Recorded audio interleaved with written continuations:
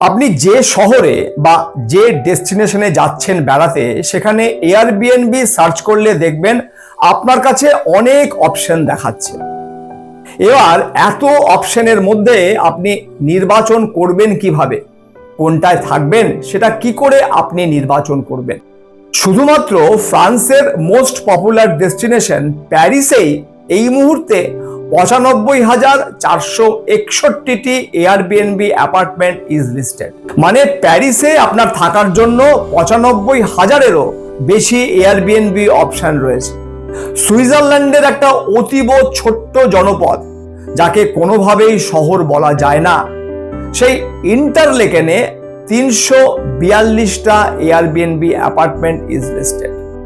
অর্থাৎ দর্শক বন্ধুরা বুঝতেই পারছেন যে আপনাদের কাছে অপশন প্রচুর, শুধু নিজেকে রিসার্চ করতে হবে এগুলো সম্বন্ধে এবং বেছে নিতে হবে আপনার বাজেট অনুযায়ী সেরা এয়ারবিএনবিটা। বেশিরভাগ এয়ারবিএনবিতেই বুকিং ডেটের এক সপ্তাহ আগে পর্যন্ত বুকিং ক্যান্সেল করলে ফুল মানি রিফান্ড উইদাউট এনি ডিডাকশন পাওয়া যায়। মানে এমনটাও হতে পারে যে আপনি ধরুন আজ থেকে 2 মাস পরের একটা ডেট বুকিং করলেন, এবার ট্রাভেলিং ডেটের দিন থেকে 10 দিন আগে আপনি আরেকটা বেটার থাকার অপশন অপেক্ষাকৃত কম দামে ওখানেই পেলেন, মানে আপনার ট্রাভেল ডেস্টিনেশনের শহরেই পেলেন।